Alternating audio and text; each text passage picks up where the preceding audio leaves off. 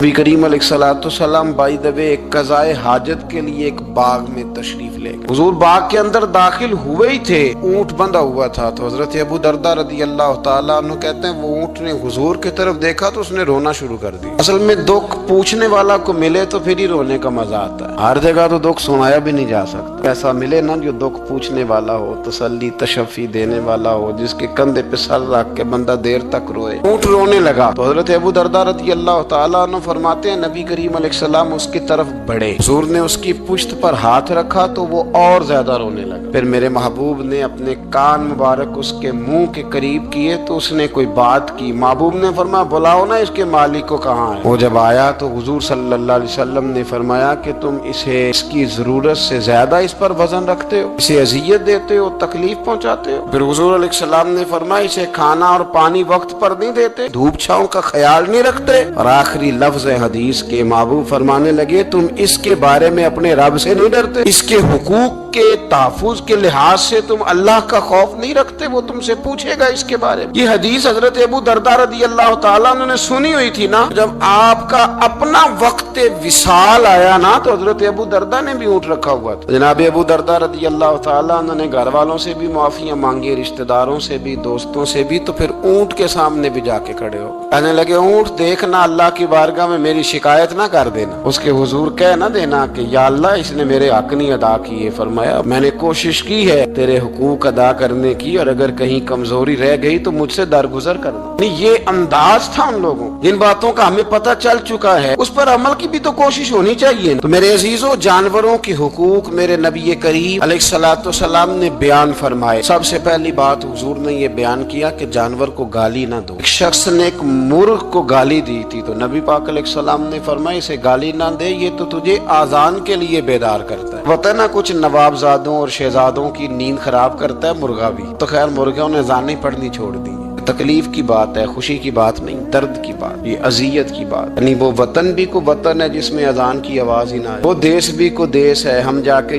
अब बसने लगे हैं टाउनों के अंदर, सोसाइटियों के अंदर जहाँ अजान की आवाज ही नहीं आती। कुछ जगह है जहाँ अजान की आवाज ही ना है। हमारे यहाँ जो गरीब लोग होते हैं ना वो गधा रेडी पे दफा सब्जी बेचते हैं। ये हमारे आजकल किलो बहुत ज्यादा है मार्केट में, तो मैं देखता हूँ कि सड़क के ऊपर गधे को भी खड़ा किया हुआ, इसलिए कि अब वो उसी के ऊपर सारा दिन रखेंगे उसको और शाम तक जब तक बिकेगा नहीं उस बेचारे की खुलासी नहीं होगी। नबी पाक सल्लल्लाहु अलैहि वसल्लम ने फरमाया कि जानवर को सवारी बनाओ, कुर्सी न बनाओ। दो सहाबा बैठे थे घोड़े के ऊपर, एक उधर बैठा था एक इधर बैठा था, दोनों आपस में बातें कर रहे थे। जिस तरह हमारे जमाने में जो नई नई कार खरीदता है ना तो उसका भी कोई वाकिफ मिल जाए तो वो रोड के ऊपर खड़े होकर बात करता है, क्योंकि रोड तो उसने अलाट कराया ना अपने ना। तो मेरे जैसा आदमी कई दफा पीछे हो भी ना। तो एक दिन बच्चा मुझे कहने लगा कि जोर से जरा हारन दी, तो मैंने कहा यार इसके पास नई नई दौलत आई है तो मतलब इसको हारन ना दे, पता नहीं कहाँ से बोलेगा, तो इसका तो कुछ नहीं बिगड़ेगा तो हमारे लिए मसला बनेगा। ये अर्ज नहीं, अब ये खड़ा है तो खड़ा, ये इसको लोग चौधराहट समझते हैं, ये चौधराहट नहीं होती। इससे ये आपके कमजोर होने की अलामत है। इस तरह छोटा आदमी इस तरह के काम करता है। बड़े लोग तो किसी को तकलीफ ही नहीं देते क्योंकि वो बड़े होते हैं। तो नबी पाक अलैहिस्सलाम ने देखा दो गुलामों को, एक के घोड़े का मुंह इधर है दूसरे का इधर है, तो आपस में गुफ्तो शुनीद कर रहे हैं। मेरे रसूल करीम अलैहिस्सलाम ने वही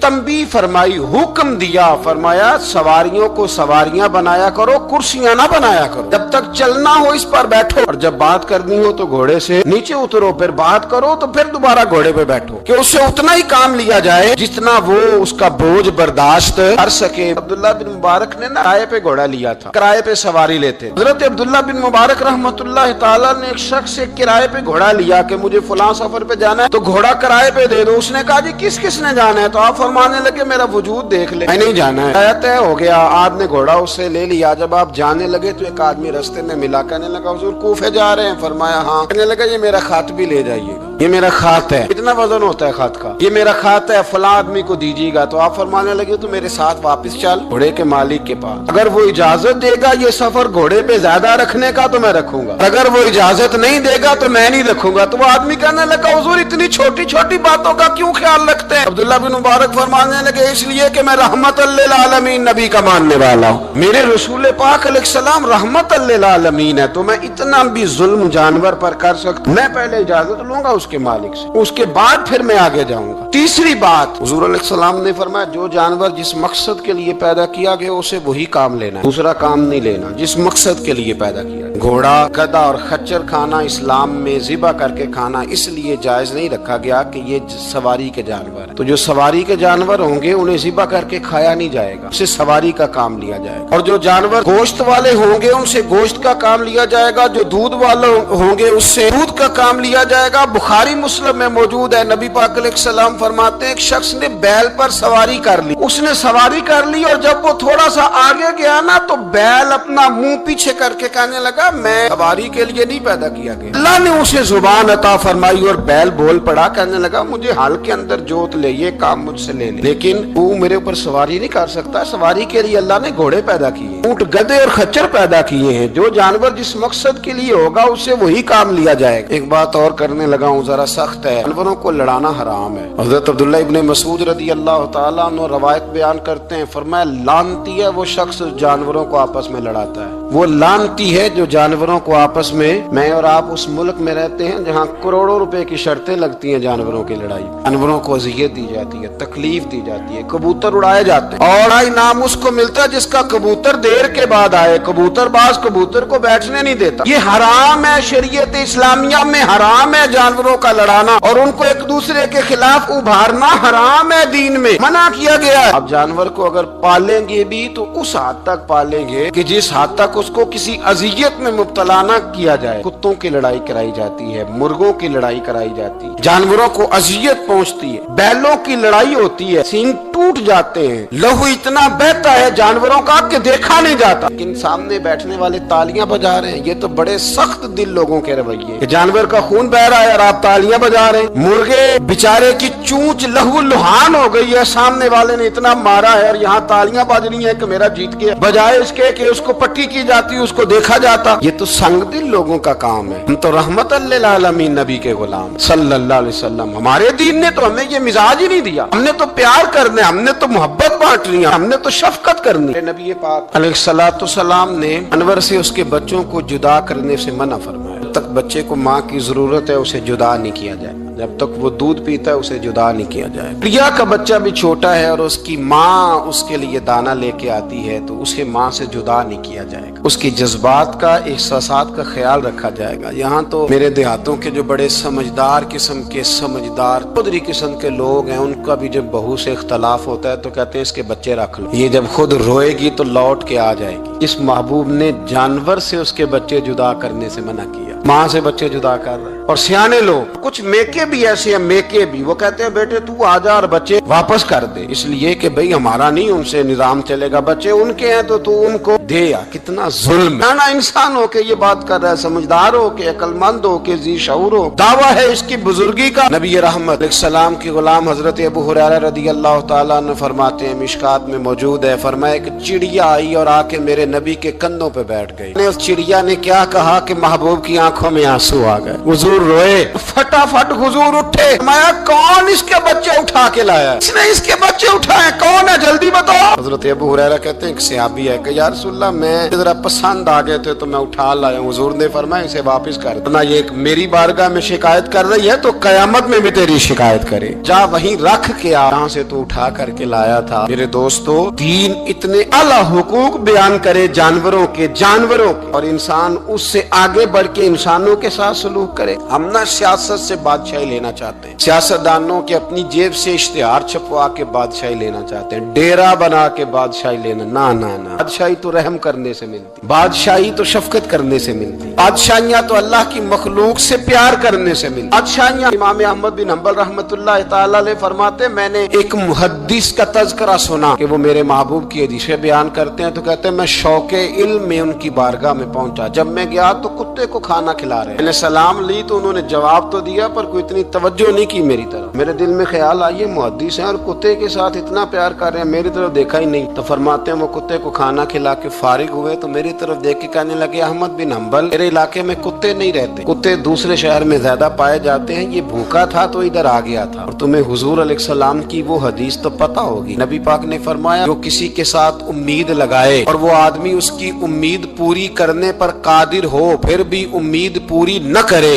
क़यामत के दिन अल्लाह उसकी भी बहुत सारी उम्मीदें पूरी नहीं करेगा, उसे सजा मिलेगी। उम्मीद पूरी करने पर कादिर था, मजबूर नहीं था, पर पूरी न की तो उसे क़यामत के दिन सजा मिलेगी। फरमाया ये कुत्ता उम्मीद लगा के आया था मेरे घर में खाने की, अगर मैं पूरी न करता तो फिर हुजूर की उस हदीस पर अमल कैसे होता, और फिर मुझे हदीसें बयान करने का मतलब क्या समझ में आता। इमाम अहमद बिन हंबल रहमतुल्लाह तआला अलैह फरमाते हैं, मैंने कहा उस्ताद जी इजाजत दे दें। कहा किधर आए थे? कहा हुजूर जिस काम आया था ना वो मेरा बड़ा ही अच्छा हो गया, वो बड़ा शानदार हो गया, जो हदीस भी आपने बयान कर दी और सिर्फ बयान नहीं किया, आपने तो अमल करके भी दिखा दिया, आपने तो उस हदीस पर मनोवन अमल करके भी दिखा दिया। जानवर के साथ उसने सलूक करना, उसके साथ प्यार करना। कुछ जानवर मूजी होते हैं, शरीयत ने उन्हें मारने की इजाजत दी है, इजाजत दे दिया, जो जानवर तकलीफ देता है, अजियत देता है, उसे मारा जा सकता है। लेकिन जानवर के हुकूक का लिहाज करना, उस पर रहम खाना, उस पर तवज्जो देना, इन चीजों को समझते नहीं अमीर मिल्लत। और अगर मैं कहूँ बानिए पाकिस्तान तो मैं ठीक कहूँगा। बानिए आर्ड था एक उस वक्त अंग्रेजों का बड़ा, जमात अली शाह साहब मुहद्दिस अली पूरी भी पाकिस्तान की तहरीक चला रहे थे और कायदे आजम भी चला रहे थे। तो लॉर्ड ने कायदे आजम से कहा था कि कायदे आजम मुझे तेरी सियासत से इतना डर नहीं आता जितना जमात अली शाह के दीन से डर आता, इतना मुझे, मैं ऑन दी रिकॉर्ड बात कर रहा हूँ जिम्मेदारी के साथ, कि तेरी सियासत से मैं इतना नहीं डरता जितना जमात अली शाह के दीन से डरता। इसलिए कि ये जब दीन का नाम लेके पाकिस्तान की बात करता है तो लोगों पे जादूदारी कर देता है, इसलिए मैं तेरी सियासत से ज्यादा इसके दीन से डरता हूँ। पीर मिल्लत पीर जमात अली शाह साहब अबुल अरब भी कहा जाता। उन जमानों में अरब में गुर्बत आई तो यहाँ से हिंदुस्तान से चंदे इकट्ठे करके पीर जमात अली शाह साहब ले जाया करते। मदीना शरीफ में आज भी जमात मंजिल मौजूद, साहब की अपनी रिहाइश थी। मिल्लत पीर जमात अली शाह साहब ना मदीने में गुजर रहे थे तो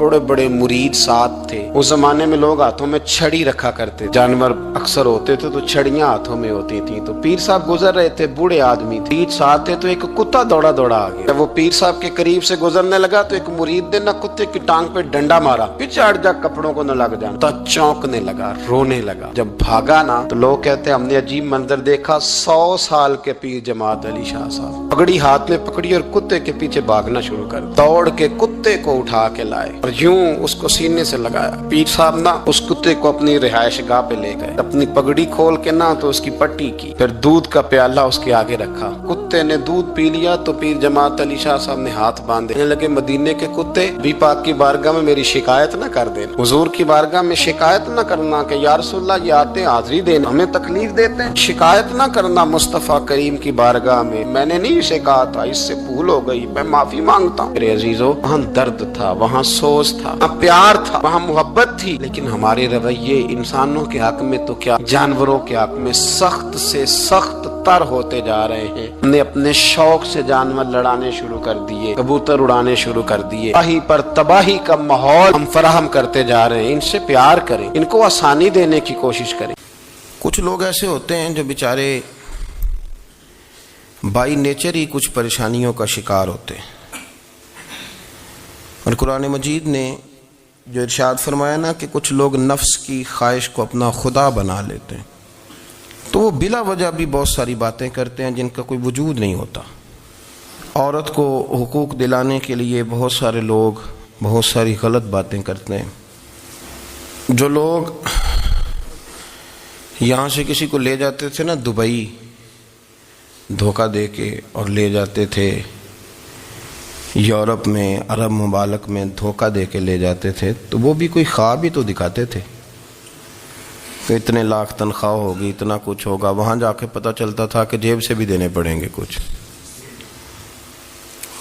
बहुत सारे लोग ऐसे होते हैं, वो सारे खूबसूरती के नाम पर ही धोखा देते हैं। आपको पता है कि जो आदमी किसी को लालच देता है तो किसी को लूटने के लिए उसे लालच देना बड़ा ज़रूरी होता है। लोग पहले लालच देते हैं फिर लूटते हैं, पहले मुकम्मल लालच देते हैं, ये चीज़ मिल जाएगी, ये चीज़ मिल जाएगी। लोग मुकम्मल लालच देते हैं, उसके बाद फिर लूटते हैं। और अगर लालच ना दें तो कोई आदमी काबू आएगा? लोग लूटते हैं लालच देकर।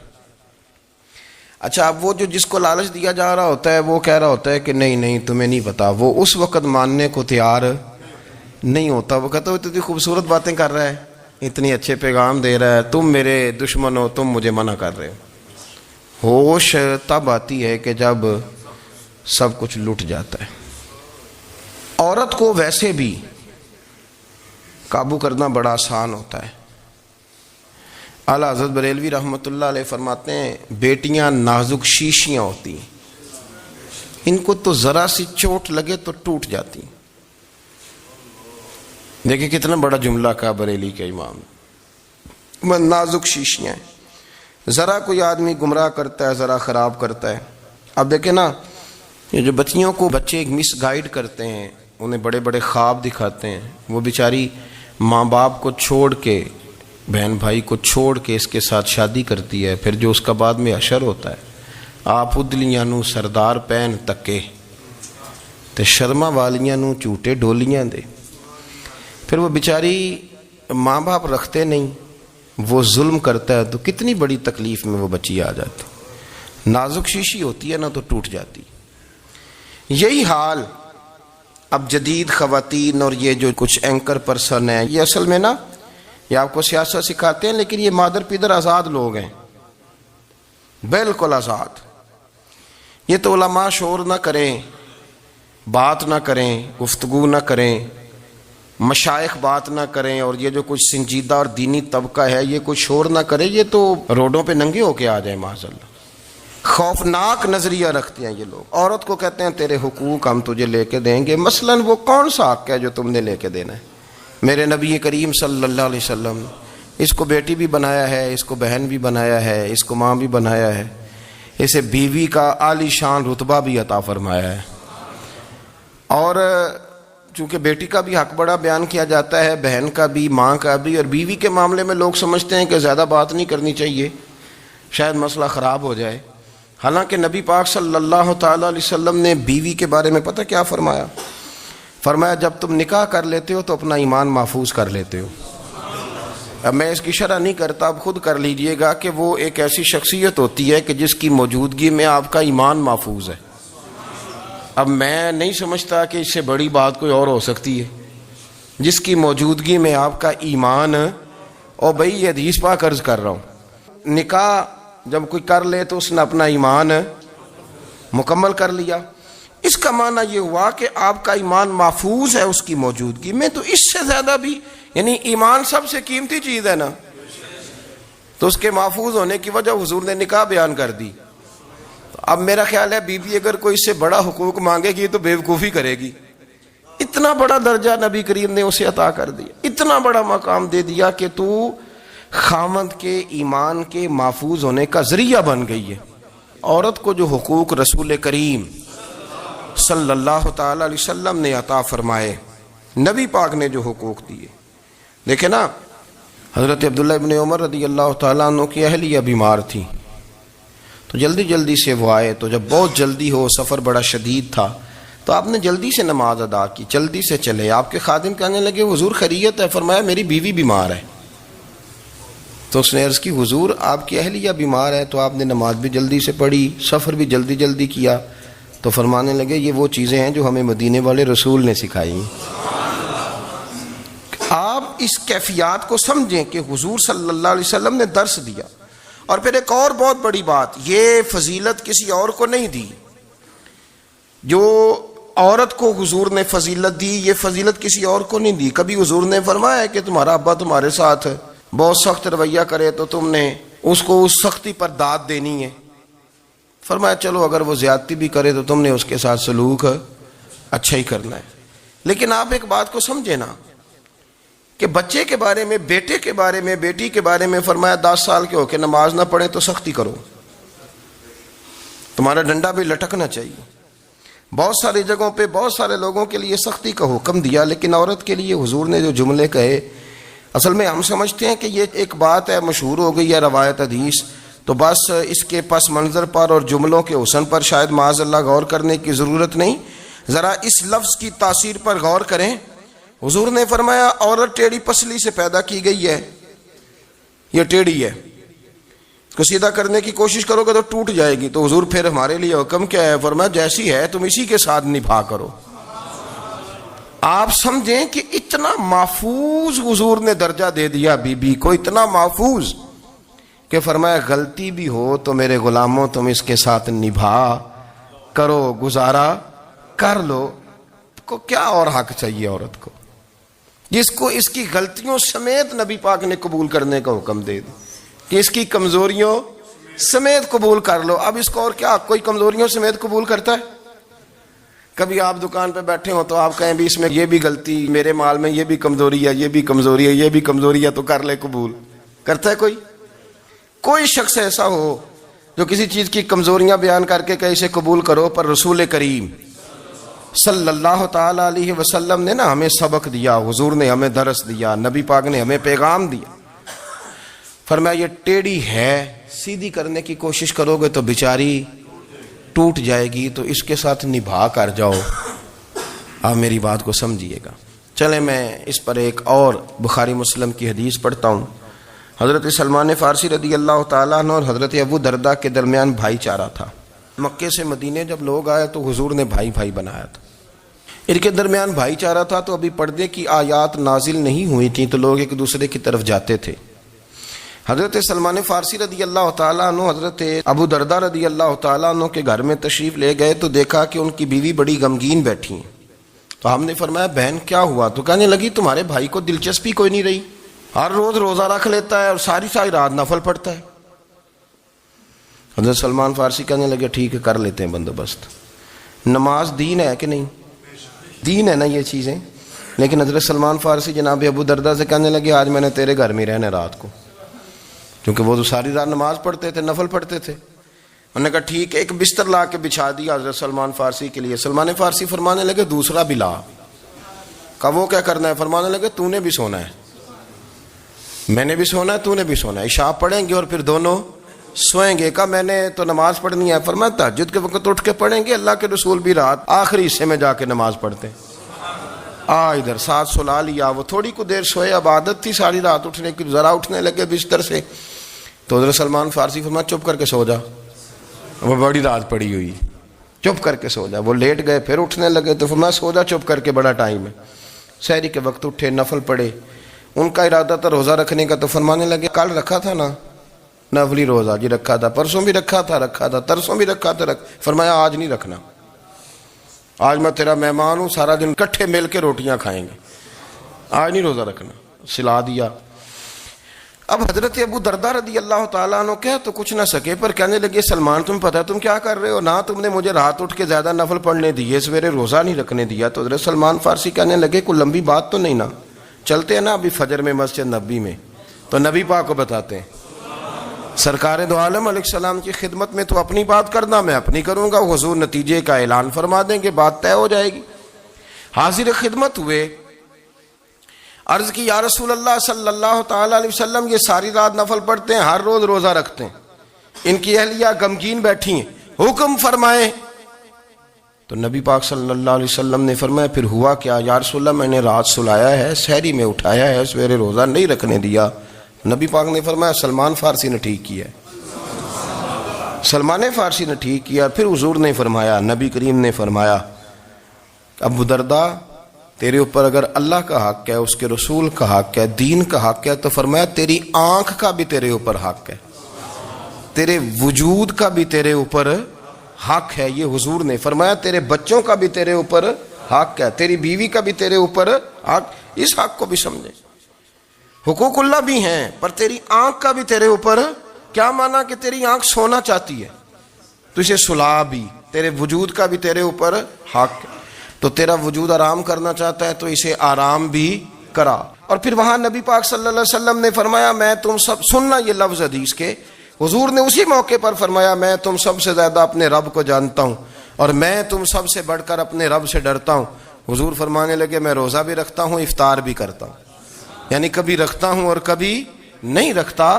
فرمایا میں نفل بھی پڑھتا ہوں اور اپنی بیویوں کو وقت بھی دیتا ہوں. سرکار مسجد میں بھی آتے تھے، نواسوں کے ساتھ کھیلا بھی کرتے تھے، ان کے ساتھ پیار بھی کرتے تھے. تو اتنے بڑے حقوق حضور نے بیان فرمائے عورتوں کے کہ تمہاری بیوی کا بھی تمہارے اوپر. لو ایک حدیث بخاری کی اور یہاں بیان کر دیتا ہوں. ایک شخص نے آ کے عرض کی یا رسول اللہ صلی اللہ تعالی علیہ وسلم جہاد کے لیے تیاری ہو گئی ہے، صفیں بن رہی ہیں، مجاہدین کی تیاری ہے، تو میرا بھی نام لکھ دیا گیا ہے مجاہدوں کی لسٹ میں، لیکن یا رسول اللہ صلی اللہ تعالی علیہ وسلم میری بیوی نے حج کی تیاری کر لی ہے. اور میرے دوستوں نے صحابہ نے میرا نام مجاہدین کی لسٹ میں لکھ دیا تو میرے لیے کیا حکم ہے؟ یہ بخاری مسلم ہے۔ تو نبی پاک صلی اللہ تعالی علیہ وسلم نے فرمایا جہاد پہ کوئی اور چلا جائے گا تو بیوی کے ساتھ حج کرنے جا، اسے محرم کی ضرورت ہے، وہ تیرے بغیر کیسے جائے گی؟ مجاہدین کو تو اور مجاہد مل جائے گا پر تو اپنی بیوی کے ساتھ جانا۔ نبی پاک صلی اللہ علیہ وسلم نے مرد کو محافظ بنایا ہے، عورت کو مرد کا قیدی نہیں بنایا بلکہ عورت کو حفاظت عطا کی اور مرد کو اس کا محافظ بنایا۔ اب بچیاں آزاد ہونا چاہتی ہیں اور آزادی بھی وہ والی کہ جو بنیادی طور پر آزادی نہیں، فحاشی ہے۔ میں نے بہت پہلے کہا ہے کہ اسلام بیٹیوں کو قیمتی سمجھتا ہے۔ جس بندے کے پاس 20 تولے سونا ہو وہ چوک میں لے کے نہیں آتا، وہ قیمتی چیز ہے، اس نے چھپا کے رکھی ہوتی ہے۔ تو جو نبی پاک صلی اللہ علیہ وسلم کا کلمہ پڑھنے والے بیویاں، اسلام انہیں قیمتی سمجھتا ہے، کہتا ہے کہ تم قیمتی ہو لہذا گھر کے اندر رہو، تم باہر نہ ہو۔ لیکن عورتیں ہیں کہ ان کو بلا وجہ لوگ خراب کر دیتے ہیں اور بلا وجہ وہ اس مغالطے کا شکار ہو جاتی ہیں۔ اب آگے بڑھتے ہیں۔ قرآن مجید نے سورہ نور کی آیت نمبر 30 میں کہا کہ کل للمؤمنین یغضوا من ابصارہم، فرمایا کہ اے محبوب علیہ السلام مومن مردوں سے کہہ دو کہ اپنی نظریں جھکا کے رکھیں، اپنی نظریں۔ اور اگلی آیت میں فرمایا وَقُلْ لِلْمُؤْمِنَاتِ یغضضن من ابصارہن، فرمایا کہ اے محبوب مومن عورتوں سے بھی کہہ دو کہ اپنی نظریں جھکا۔ مرد بھی اپنی نظر جھکا کے رکھے گا عورت کی طرف، لیکن یہ ساری پابندی صرف مرد پر نہیں، عورت بھی غیر محرم کا چہرہ نہیں دیکھے گی، اس پر بھی اسی طرح نظر جھکانے کا حکم ہے جس طرح کہ وہ ہر دکاندار کو بھائی جان کہہ کے گفتگو کرنے کی اس کو بھی اجازت نہیں ہے کہ وہ بھی وہ سمجھے کہ پابندی تو مرد نے کرنی تھی، میں نے تھوڑی کرنی تھی۔ وہ جس کے پاس جائے، جہاں بھی جائے، ڈاکٹر کے پاس جائے، باہر جائے، تو وہ جس طرح مرضی اس کا دل چاہے وہ بات چیت کرے، اس کی عورت کو بھی اجازت اسلام نہیں دیتا۔ بنیادی طور پہ اسلام شرم و حیا کا دین ہے، حیا کی بات کرتا ہے۔ حیا کی جب ہم تعریف کرتے ہیں تو حیا کی تعریف یہ ہے کہ کوئی کبھی چیز دیکھ کے نہ تو آپ کی طبیعت میں کراہت محسوس ہو، آپ کوئی غلط جملہ منہ سے نکالتے ہوئے ذرا جھجکیں، آپ کوئی غلط بات کرتے ہوئے تھوڑا بوجھ محسوس کریں۔ ہمارے ہاں تیزی سے فروغ پایا ہے بے حیائی نے۔ سنگیوں کی محفلیں، یاروں کی محفلیں، اس میں غلیظ گفتگو ہوتی ہے، الا ماشاء اللہ۔ جن دوستوں کو بڑی پاک صاف گفتگو کرنی چاہیے، دوستی کا رشتہ بڑا مقدس رشتہ ہے، جو یہاں ایک دوسرے سے پیار کریں گے جنت میں بھی اکٹھے داخل کیے جائیں گے۔ شرط یہ ہے کہ پیار اللہ رسول کی رضا کے لیے ہو، لیکن اس کے اندر اگر آپ کی گفتگو کچی ہو، کمزور ہو، فحاشی والی ہو، عریانی والی ہو، وہ ہمارے ہاں تو اب اس کو لوگ فیشن سمجھتے ہیں، اس کو مردانگی کی علامت سمجھتے ہیں کہ وہ جی ساری باتیں جی وہاں ہو گئیں اور جس کا جو جی چاہا اس نے کہا۔ آپ جب حیا کے دائرے میں ہوتے ہیں تو آپ خود بھی سکون محسوس کرتے ہیں۔ دیکھیں نا، آپ کو نیند سکون سے کہاں آتی ہے؟ جہاں کمرہ بند ہو، چاروں جانب دیوار ہے، اوپر چھت ہے، خالی دروازہ بھی کھلا ہوا ہونا تو جب بندہ سکون لینا چاہتا ہے تو کہتا ہے یار ذرا دروازہ ذرا بند کر دو۔ وہ اچھی طرح اپنے آپ کو چھپا لیتا ہے نا حیا کے پردے میں، تو اللہ اسے سکون عطا کرتا ہے۔ اور جو اس سے بھی زیادہ ٹھنڈی نیند میں جانا چاہتا ہے وہ کہتا ہے لائٹ بھی بند کر دو۔ اب وہ مکمل طور پہ سمجھتا ہے کہ میں چاروں جانب سے چھپ گیا ہوں، اگر میں کھل کے بھی سو جاؤں گا تو میرا چونکہ پردہ قائم ہے تو مجھے کوئی دشواری نہیں ہوگی۔ آپ جب چھپ جاتے ہیں، جب آپ حیا کے اندر سمٹ جاتے ہیں، جب آپ چادر کے اندر آ جاتے ہیں تو آپ بہت ساری جگہوں پہ آسانی محسوس کرتے ہیں۔ تو حیا تو آپ کو سکون دیتی ہے، حیا تو دل کو راحت دیتی ہے۔ میں بڑی ذمہ داری سے بات عرض کرتا ہوں، قرآن مجید نے نا ایک مقام پہ مذاق کو، ایک مزاح ہوتا ہے خوش طبی، وہ نہیں، مذاق اڑانا، قرآن پاک نے نا مذاق کو ایک جگہ پہ جاہلوں کا طریقہ بھی قرار دیا ہے۔ بنی اسرائیل کے لوگوں سے حضرت موسیٰ نے کہا کہ گائے ذبح کرو اور ایک ٹکڑا مقتول کو مارو، زندہ ہو کے خود بتا دے گا مجھے کس بندے نے قتل کیا۔ تو کہنے لگے آپ ہمارے ساتھ مذاق کر رہے ہیں۔ تو قرآن مجید کہتا ہے کہ حضرت سیدنا موسیٰ علیہ السلام فرمانے لگے اعوذ باللہ ان اکون من الجاہلین، فرمانے لگے میں اللہ کی پناہ مانگتا ہوں کہ میں جاہلوں میں سے ہو جاؤں۔ یہ مذاق کرنا تو جاہلوں کا طریقہ ہے. اگر آپ کی زبان سے بے حیائی کا جملہ نکل گیا، اگر آپ کی زبان سے بے حیائی کا جملہ نکل گیا، آپ نے کہہ دیا کہ ہم آزاد لوگ ہیں، جو مرضی کریں گے، جو مرضی کہیں گے، جو ہمارا دل میں آئے گا کریں گے، تو پھر تو لوگ آپ کا وہ حشر کریں گے کہ آپ سے برداشت ہی نہیں ہوگا. جس کا لوگ مذاق بنا لیتے ہیں اور جو مذاق بن جاتا ہے پھر اسے کوئی جینے دیتا ہے. آپ حیا کی چادر میں چھپیں گے تو بچیں گے. اگر آپ نے اپنا مذاق بنوا لیا یہ کہہ کے کہ میں نے مرضی کرنی ہے، پھر یاد رکھنا چھپنے کو جگہ نہیں ملے گی، پھر تکلیف میں آ جائیں گے، پھر بہت بڑی اذیت کا شکار ہو جائیں. شرم و حیا، عرب کے اندر جو کنواری لڑکیاں تھیں ان میں بڑی حیا ہوتی تھی. الحمدللہ میں بڑے فخر سے کہتا ہوں کہ میرے پنجاب کی، میرے پاکستان کی بیٹیاں بھی 20 دفعہ ان کا ابا کہے تیری شادی کرنی ہے تو وہ آنکھ نہیں اٹھا پاتی آج بھی. یہ تو وہ چند لوگ ہیں جو کہتے ہیں ہم ہائی کلاس ہو گئے، ہمیں نہیں پتا کہ وہ روشن خیال ہو گئے ہیں کہ روغن خیال ہو گئے، پتہ نہیں کدھر چلے گئے. ورنہ ہماری بیٹیاں آج بھی جب ان سے ان کا باپ، ان کی ماں بات کرتی ہے تیری شادی کی، تو وہ تو شرم کے ساتھ پچھلے سے پچھلے کمرے میں چھپتی ہیں. یہ اللہ نے فضل کیا ہوا ہے اس ملت پر. تو عرب کی لڑکی بڑی حیا والی ہوتی تھی، اس سے کوئی بات کرنی پڑتی تھی تو 20 دفعہ بات کی جاتی، پھر بھی وہ عورت چھپتی پھرتی تھی. حضرت عائشہ صدیقہ رضی اللہ تعالیٰ عنہ فرمانے لگیں میرے نبی پاک صلی اللہ علیہ وسلم عرب کی کنواری لڑکیوں سے بھی زیادہ حیا کرنے والے. قاضی اعجاز مالکی نے، شیخ عبدالحق محدث دہلوی نے، دیگر بزرگ جو سیرت نگار گزرے انہوں نے لکھا ہے کہ نبی پاک صلی اللہ علیہ وسلم کے اندر 100 مردوں سے زیادہ طاقت تھی. 100 مردوں سے زیادہ طاقت. اب جو بات کہنے لگا ہوں، جو نتیجہ دینے لگا ہوں، اس پر خاص توجہ آپ فرمائیں گے. ذرا فکری طور پر، نظریاتی طور پر ایک چیز کو سمجھیے. ہم سمجھتے ہیں کہ جوان لڑکا ہے جی جو مرضی کرے، عمر ہے جی.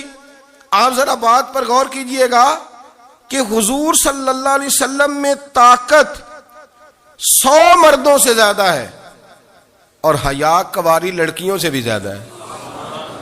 ذرا اس بات کا تقابلی جائزہ کیجئے گا کہ طاقت 100 مرد سے زیادہ ہے لیکن حیا کنواری لڑکی سے بھی زیادہ ہے. اس کا معنی یہ ہوا کہ جس ٹہنی کو پھل زیادہ لگ جاتے ہیں وہ جھکا کرتی. تو حیا تو حسن ہے، حیا تو آپ کو پاک صاف کرے گا، حیا تو آپ کو نرالا کرے گا، انوکھا کرے گا. وہ ہمارے ایک دانشور ہے، تو مضمون لکھا، کئی باتیں بڑی پسند آتی ہیں. وہ کہتے ہیں کہ میری اہلیہ، ان کو بھی کسی نے مس گائیڈ کر دیا تھا، حالانکہ اچھی خاتون ہے، کسی نے مس گائیڈ کر دیا. تو وہ بھی سماجی اور ویلفیئر اور یہ خواتین کو شوق ہوتا نا بننے کا، تو وہ بھی سماج کے اندر اچھا مقام تلاش کرنے کے موڈ میں آ گئی. تو کہیں ایک دن جانا تھا تو بڑی بن سنور کے میرے ساتھ وہ گاڑی میں بیٹھ گئی. تو میں گاڑی میں، عورتوں کو یہ بھی مسئلہ ہوتا ہے نا کہ ہماری تعریف کرو، تو کئی دفعہ بعض مردوں بیچاروں کو جھوٹ بولنا پڑتا ہے، تو زبردستی کراتی ہیں نا جی. تو اس میں گنجائش بھی دی ہے شریعت نے گنجائش دی ہے کہ کبھی بیوی کو راضی کرنے کے لیے خلاف واقعہ بات کرنی پڑے تو کر لینی چاہیے. تو وہ کراتی بھی ہیں. 3 موقع پر خلاف واقعہ بات کرنے کی اجازت ہے. واقعے کے خلاف بھی آپ بات کر سکتے ہیں. جنگ کے موقع پر 2 لوگوں کو صلح کرانے کے لیے اور بیوی کو راضی کرنے کے لیے کر لیں کوئی ایسی بات. بے شک اپنی طبیعت پہ جبر کر کے کر لیں، گنجائش ہے، اجازت ہے. تو وہ کہتے ہیں جب وہ گاڑی میں میرے ساتھ بیٹھی بن سنور کے، تو وہ تقاضا کرنے لگی کہ میں نے بڑے اچھے کپڑے پہنے ہیں پر آپ نے توجہ نہیں کرائی. وہ سیانا بندہ تھا، وہ چاہ رہا تھا کہ میری خاتون سمجھ جائیں. وہ کہتے ہیں مجھے پتا تھا کہ بیچاری مس گائیڈ ہو گئی ہے، دل کی بڑی اچھی ہے، سیانی ہے، لیکن اس کو کچھ خواتین نے، کچھ لوگوں نے مل کے اس کو ذہن غلط کر دیا ہے کہ سماج میں نکلو، باہر جاؤ، کام کرو، فلاں کرو، اپنی مرضی سے جیو. تو میرے ساتھ گاڑی میں بیٹھی کہیں جانے کے لیے، تو مجھ سے کہنے لگی کہ آپ نے میری طرف توجہ ہی نہیں کی، آپ نے کوئی ذکر ہی نہیں کیا کہ میں کیسی لگ رہی ہوں. تو وہ کہتے ہیں میں نے اسے کہا کہ اگر تو ناراض نہ ہو تو پھر میں صحیح والی تعریف کر دوں. تو اس نے کہا کہ آپ کر دیں. تو کہتے ہیں میں نے درد سے اور خلوص سے اپنی بیوی سے کہا، خلوص کے ساتھ. میں نے کہا میں تو روز گھر ہوتا ہوں، روز شام کو گھر ہوتا ہوں. اگر تو میرے لیے تیار ہوتی تو میں تیری تعریف کرتا، لیکن آج تو باہر جانے کے لیے تیار ہوئی، تو پھر ان سے تعریف کی امید رکھ جن کے لیے تو نے تیاری کی ہے. میرے لیے تیاری کرتی تو میں تو ہر شام تیرے پاس ہوتا ہوں. کہتے وہ میرے لفظوں میں درد تھا تو وہ بھی رو پڑی اور کہنے لگی آپ گاڑی روک دیں, مجھے باہر جا کے کسی کو راضی نہیں کرنا, میں نے اسے راضی کرنا ہے جس کو رب کریم نے میرا شوہر بنایا اور میرے لیے منتخب کیا ہے میرے ماں باپ کو, میں واپس لوٹتی ہوں. یہ ایک پہلو ہے سلگتا ہوا, اس کو سمجھا جائے. رسول کریم صلی اللہ علیہ وسلم عرب کی کواری لڑکیوں سے زیادہ حیا والے تھے, کواری لڑکیوں سے زیادہ حضور حیا فرمایا کرتے تھے. جب خانہ کعبہ کی مکہ شریف میں تعمیر ہو رہی تھی نا, اہل عرب اس کو تعمیر کر رہے تھے, تو نبی پاک صلی اللہ علیہ وسلم اپنے چچا حضرت عباس کے ساتھ خانہ کعبہ کی تعریف میں مصروف تھے. تو عرب کے لوگ چونکہ لمبا کرتا پہنتے تھے پیروں تک, تو نیچے اگر کسی وقت کوئی چیز نہیں بھی ہوتی تھی تو کسی کو وہ نظر نہیں آتی تھی, چونکہ پردہ رہتا تھا, ایک لمبا کرتا پہنا ہوا ہوتا تھا. تو جب بچے, سرکار کی عمر مبارک بھی ابھی تھوڑی تھی, تو اس طرح بچے جب نکلتے تو وہ کئی دفعہ اپنی تہمت اتار دیتے نیچے سے, اور کوئی مزدوری کرنے لگتے تو 3-4 طے کر کے نا تہمت کی کندھے پہ رکھ لیتے, جس طرح کبھی دیہاتوں میں لوگ کپڑا سر پہ رکھتے تھے کہ اوپر اگر کوئی وزنی چیز رکھیں گے تو وہ تکلیف نہیں دے گی. نبی پاک صلی اللہ علیہ وسلم بھی سب لوگوں کے ساتھ خانہ کعبہ کی تعمیر میں شامل تھے.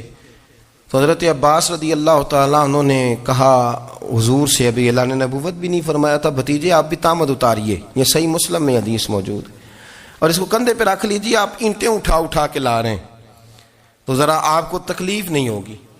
تو سرکار دو عالم صلی اللہ علیہ وسلم سے یہ بات کہی اور پھر جلدی سے حضور کی تہمت کو نکال کے نا, حالانکہ لمبا کرتا پہنا ہوا ہے, تو وہ جیسے ہی ان کے کندھے پہ رکھا اینٹیں رکھنے کے لیے تو سرکار تو زمین پہ گر گئے, بے ہوش ہو گئے, آنکھیں آسمان کی طرف, اور پھر حضور پکار رہے ہیں آزاری آزاری آزاری, میرا تامت دے دو, میرا تامت دے دو. کبھی کوئی شخص اس وجہ سے بھی بے ہوش ہوا ہے کہ میرے وجود سے کپڑا اتر گیا ہے, حالانکہ سرکار پر وہ بے ہوشی بھی نبی پاک کا وہ جو غلبہ ہے نا شرم و حیا کا, اس کی وجہ سے ہوئی, ورنہ تو حضور فرماتے ہیں کہ میری آنکھیں سو جاتی ہیں, دل تو میرا اس عالم میں بھی جاگتا رہتا ہے. تو سرکار زمین پہ تشریف لے آئے, آنکھیں میرا تامت دے دو, میرا تامت دے دو. تو جلدی سے انہوں نے تامت دیا تو حضور نے باندھ لیا, پھر طبیعت مبارک میں تسلی ہوئی. یعنی ہم اس رسول کے غلام ہیں کہ جن کے تو وجود سے کپڑا اتر جائے تو حضور برداشت نہیں کرتے, قبول نہیں فرماتے, تکلیف شروع ہو جاتی. لیکن یہاں نوجوان ہیں اور بڑا قد کاٹ ہے اور بڑے بڑے سمجھدار لوگ ہیں, گرمی آتی ہیں تو شارٹ کپڑے پہن کے گھومتے ہیں, ان کو خیال نہیں کہ یہ وہ والا لباس ہے جو باہر تو کیا گھر میں اماں کے سامنے نہیں پہننا چاہیے, بہنوں اور بیٹیوں کے سامنے نہیں پہننا چاہیے. آپ کی گفتگو میں شرم و حیا ہو, آپ کے لب و لہجے کے اندر حسن ہو. آپ کو پتہ ہے نبی پاک صلی اللہ علیہ وسلم نے فرمایا میری امت میں سب سے زیادہ حیا کرنے والے عثمان غنی ہیں, عثمان غنی سب سے زیادہ حیا کرنے والے. آپ فرمایا کرتے تھے جب سے حضور کا چہرہ دیکھا ہے میں نے کبھی اپنی شرمگاہ بھی نہیں دیکھی, میں نے آنکھوں کا وضو نہیں توڑا, اور جب سے حضور کے دست مبارک میں نے بیعت کے لیے سیدھا ہاتھ بڑھایا تو پھر سیدھا ہاتھ میں نے کبھی گندگی کو نہیں لگایا. حیات. آپ باتھ روم کے اندر بھی غسل فرماتے تھے تو کپڑوں سمیت کرتے تھے. کسی نے کہا حضرت جی واش روم کے اندر کیوں نہیں کپڑے اتارتے؟ آپ فرمانے لگے باہر بندوں سے حیا کرتا ہوں, اندر جاتا ہوں تو رب سے حیا نہیں شروع ہو جاتا, وہ تو دیکھ رہا ہے نا.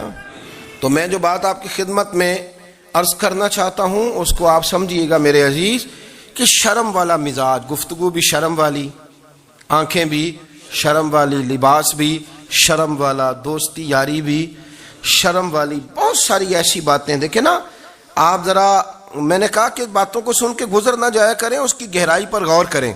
حضور علم کا سمندر ہے, سرکار سے زیادہ علم دنیا میں کسی کے پاس موجود نہیں ہے, اور صحابہ کو موقع ملا ہوا ہے اس سمندر سے فیض لینے کا. لیکن ان کی حالت یہ ہے کہ حضرت علی المرتضیٰ فرماتے ہیں 14 دن گزر جاتے, حضور سے کوئی سوال پوچھنا ہوتا تھا پر میں شرم کے مارے نہیں پوچھ پاتا تھا. 14 دن بخاری شریف میں موجود ہے. ایک دن نبی پاک صلی اللہ علیہ وسلم نے پوچھا صحابہ سے کہ وہ کون سا درخت ہے جس کے پتے نہیں گرتے, اور وہ درخت اس طرح ہے جس طرح مومن ہوتا ہے, وہ درخت میرے مومن کی طرح بتاؤ. حضرت عبداللہ ابن عمر فرماتے مجھے پتا تھا کہ وہ کھجور کا درخت ہے, لیکن چونکہ ابو بکر صدیق بھی بیٹھے ہیں, عمر فاروق بھی بیٹھے ہیں, مولا علی بھی بیٹھے ہیں, عثمان غنی بھی بیٹھے ہیں, اتنے اتنے جید لوگ بیٹھے ہیں, تو مجھے حیا آتی تھی کہ میں کیوں جواب دوں. کہتے ہیں سرکار نے کئی دفعہ پوچھا, لوگوں نے کئی اور درخت بتائے, پر فرمایا تمہارا جواب درست نہیں ہے. آپ حیا کے اس پہلو پر غور کریں کہ سوال کا جواب آتا ہے, سوال کا جواب, یعنی مجھے سوال کا جواب آتا اور پھر میں دوں نہ, مجھے بدعزمی نہ ہو جائے گی. یہ کیسے ممکن ہے کہ میری رات گزر جائے, مجھے پتا بھی تھا اور میں نے بتایا نہیں. بہت سارے لوگ آ کے بہت ساری باتیں بتاتے ہیں, بہت ساری باتیں وہ سمجھاتے ہیں, تو ہم غور سے ان کا چہرہ دیکھنے لگ جاتے ہیں, کہتے ہیں یار اس کا تو دعویٰ تھا کہ میں سمجھنے آتا ہوں, تو یہ تو ہمیں سمجھا رہا ہے, چلو الحمدللہ ہم سمجھنے کو تیار ہیں. لیکن میرے عزیز پتہ بھی ہے جواب کا, علم بھی ہے, لیکن فرماتے ہیں میری حیا نے مجھے اجازت نہ دی کہ میں جواب دوں. آپ فرماتے ہیں پھر حضور سے صحابہ نے عرض کی کہ یا رسول اللہ آپ ہی بتا دیں وہ درخت کون سا ہے. تو حضور نے فرمایا بھئی وہ کھجور کا درخت ہے. تو آپ فرماتے ہیں میں دل ہی دل میں کہہ رہا تھا کہ الحمدللہ میرا جواب درست ہے, حالانکہ میں نے جواب دیا ہی نہیں. تو لفظوں میں حیا, جملوں میں حیا, آنکھوں میں حیا, اٹھنے میں حیا, بیٹھنے میں حیا, چلنے میں حیا ایک خوبصورت حسن ہے. اور نبی پاک صلی اللہ علیہ وسلم نے فرمایا جب تو بے حیا ہو جائے نا پھر تو آزاد ہے, پھر تو جو مرضی کا, پھر تو جو. اس لیے بزرگ جب کسی کو بے حیا کہتے تھے نا, اللہ اکبر, اور جب کسی کو کہتے تھے نا یہ بے حیا ہے, تو لوگ سمجھتے تھے کہ کوئی ہلکی سی بات کر دی ہے, لیکن ان کا معنی یہ ہوتا تھا کہ بس بھائی اب اس کے ساتھ کوئی کلام کرنے کی ضرورت ہے, اس کو اب اصلاح کی ضرورت نہیں, یہ بے حیا ہے. کیا معنی کہ اب یہ جو اس کے دل میں آئے گا وہ کرے گا, جو اس کی طبیعت چاہے گی وہ کرے گا, اب یہ کسی پہلو بھی قابو آنے کو تیار, بے حیا ہو گیا. بے حیائی بہت بڑا عیب ہے. اور جو لوگ کہتے ہیں کہ ہمیں بالکل آزادی ہونی چاہیے, ہمارا اپنا جسم ہے تو ہماری اپنی مرضی چلے گی. ایک وزیر صاحب ہیں, پتہ نہیں میں ان کو جانتا تو نہیں, انہوں نے سینٹ میں تقریر کی ہے, میں نے ان کی بات سنی ہے. اس نے کہا نہیں نہیں بھائی جسم رب کا ہے تو مرضی بھی تو رب کریم کی چلے گی, اور مرضی بھی یہ مرضی بھی اللہ کی. یہ مجھے تھوڑا سا مسئلہ ہے جسم پر, کبھی کبھی مجھے کثرت سفر سے الرجی ہو جاتی ہے. میرے ساتھ لوگ نا دل سے پیار کرتے ہیں, شاید ہی کوئی اچھا ڈاکٹر ہو جس تک میرے سنگی مجھے لے کے نہ گئے ہوں, پر جسم اللہ کا ہے نا, مرضی بھی جب وہ چاہے گا صحت دے گا. کیوں کچے کاموں میں لوگ پڑ گئے, کیوں غلط لوگ سوچ میں پڑ جاتے ہیں, یہ اسی کا ہے. اور جب وہ چاہے گا, آپ اس بات کو اچھے طریقے سے سمجھ لیں کہ جو اپنی مرضی چوکوں چوراہوں میں کر رہے ہوتے ہیں نا, جو مرضی گاندمند, وہ جانور ہوتے ہیں, وہ جانور ہوتے ہیں جو نہ چونک دیکھتے ہیں نہ گلی دیکھتے ہیں, نہ انہیں پتہ ہوتا ہے کہ جگہ کون سی ہے. وہ انسان, میں نے کہہ دیا جو میں نے کہنا تھا, میں نے کہہ دیا, وہ جانور ہوتے ہیں. اور جو کچھ انسان ہوتے ہیں نا, ان کے اندر کچھ نہ کچھ پھر شرم حیا بھی ہوتی ہے. وہ چوکوں چوراہوں میں وہ حرکتیں اور وہ کام نہیں کرتے جو جانور کرتے ہیں. ان کے لیے بڑے پردے ہوتے ہیں, ان کے لیے بڑی باتیں ہوتی ہے, ان کے لیے بڑا کچھ ہوتا ہے. جو بالکل آزاد ہو جائے, کوئی پتہ نہ ہو کس وقت کیا کہنا ہے کیا کرنا ہے, تو پھر وہ دائرہ انسانیت سے خارج ہو جاتا ہے. ہم آپ کو کیا دعوت دیں, آپ تو وہ باتیں کر رہے ہیں جو اسلام کا انسانیت کے حق میں بھی ٹھیک نہیں. آپ تو وہ والی باتیں کر رہے ہیں جن کا انسانیت بھی تقاضا نہیں کرتی کہ یہ باتیں ہونی چاہیے. لیکن ایک بات, میں تو جذباتی نہیں ہوتا, میں بڑے غور سے چیزوں کو دیکھتا ہوں, سنتا ہوں. اور نہ میں ان موسمی مینڈکوں کی, وہ مجھے عاتق صاحب کہنے لگے جی بڑے بڑے مولوی ایک بندے کے ساتھ بیٹھے ہوئے ہوتے تھے اور وہ روزے میں بڑے بڑے درس دیتا تھا, تو وہ بھی فلانی فلانی حرکتیں کر رہا ہے. تو میں نے کہا ہم نے تو پرانا کہا تھا کہ موسمی مینڈک ہے, تو پرانے کہہ رہے ہیں کہ اداکار ہے, تو وہ جہاں کاسٹ کریں گے وہاں وہ اداکاری کرے گا. آپ کسی مذہبی جگہ کر لیں تو وہاں کر لے گا, کہیں اور جگہ کریں گے تو ہم تو پرانا کہہ رہے ہیں. تو کسی کو کبھی سمجھ آتی ہے تو کسی کو کبھی اور جگہ جا کے سمجھ آتی ہے. ہم ان لوگوں سے پریشان نہیں ہوتے, کیوں؟ سن لیں, کوئی مایوسی نہیں. ان کے اندر جتنا زور ہے وہ لگائیں. یہ ملک بنا ہے رسول اللہ کے نام پہ, یہ اللہ نے تحفہ دیا ہے امت مسلمہ کو, یہ نبی پاک کے نام پہ بنا ہے. تو یہاں جھنڈا بھی وہی والا بلند ہونا ہے جو مدینے والے رسول کا جھنڈا ہے, اور یہاں وہی کام چلے گا جو نبی پاک نے بیان فرمایا. تو اس طرح کئی لوگ آتے ہیں, وہ شور شار کرتے ہیں, چلے جاتے ہیں. اتنے نہ پریشان ہوا کریں. بہت سارے لوگ تو بیچارے اس قابل بھی نہیں ہے کہ ان کا نام لیا جائے. مطلب اتنا ہم ان کو اہمیت دے دیں, ان کا ذکر کریں, ان کا نام لیں, ان کی بات کریں, وہ بیچارے اس قابل ہی نہیں ہے. مطلب سٹیٹس ہی نہیں ہے ہمارا. اتنے فارغ ہیں ہم کہ اب جو بندہ آئے گا کہانی چھیڑے گا تو ہم چھیڑ جائیں گے. اور بھائی اللہ کا فضل ہے الحمدللہ تعالی, لوگوں نے بڑا شور کیا اور بڑے زمانے سے دنیا شور کر رہی ہے, پر اللہ کے گھر مسجدیں بھری ہوئی ہیں. مسجدیں بھری ہوئی ہیں. ہماری بیٹیاں پردے کرتی ہیں, پردے کو پسند کرتی ہیں, وہ حجاب میں رہتی ہیں, وہ سمجھتی ہیں کہ ہمارا اصل حسن کیا ہے. تو یہ پراپوگنڈا پرانا چلا آ رہا ہے, اس کا اللہ کے فضل سے امت مسلمہ پہ نہ کبھی اثر ہوا ہے اور نہ کبھی ہوگا انشاءاللہ. اللہ تعالی ہمیں حق پر استقامت